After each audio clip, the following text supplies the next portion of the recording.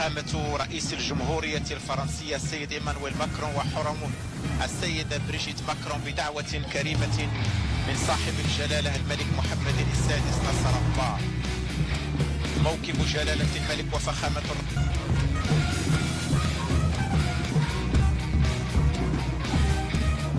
حقبة ومرحلة جديدة تدخلها العلاقات التاريخية والشراكة الاستثنائية التي تجمع بين المملكة المغربية والجمهورية الفرنسية بزيارة الدولة التي بدأها اليوم الرئيس الفرنسي.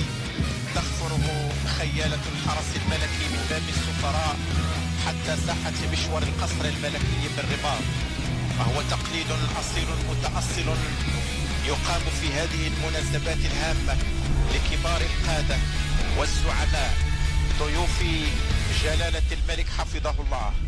تقاليد عريقة ضاربة جذورها في أعماق التاريخ لمملكة عريقة تعتز بتاريخها المجيد وتفخر بحاضرها المشرق الزاهر المغربي الباسل الذي شكل على الدوام رمزا للإخلاص والتفاني والدفاع المستميت عن العرش وحماية حوزة الوطن.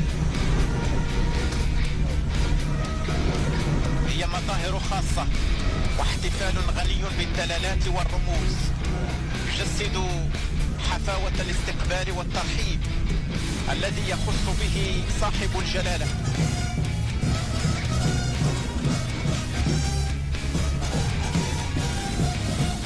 هي مرحلة جديدة لمنح الشراكة الاستثنائية بين الرباط وباريس، رؤية متجددة وطموحة تغطي عدة قطاعات استراتيجية وتضع ضمن خارطة الطريق المستقبلية أولويات البلدين في أبعادها الثنائية والإقليمية والدولية، بما يدعم حضورهما إقليميا ومتوسطيا على أسس متينة وصلبة.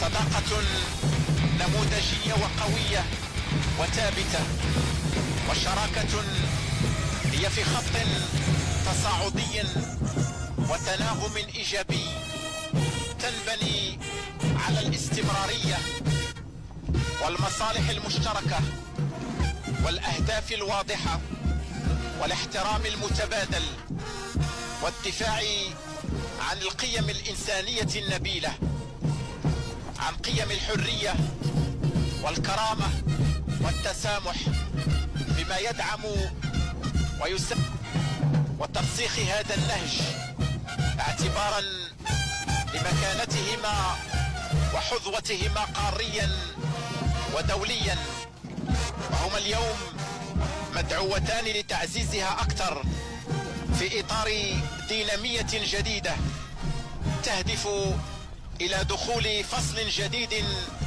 من الشراكة الاستراتيجية والاستثنائية التي تشهد اليوم قفزة نوعية ومثالية في سياق جديد بقيادة صاحب الجلالة الملك محمد السادس نصره الله. تخفر الموكب تشكيلة تضم 110 من خيالة الحرس الملكي التي تعتبر من أقدم الوحدات العسكرية في العالم، والتي ظلت مرتبطة بتاريخ المملكة المغربية. وحدة عتيدة تجسد الماضي التليد للجيش المغربي في ترسيخ وتوطيد الأمن والسلام والاستقرار عبر العالم.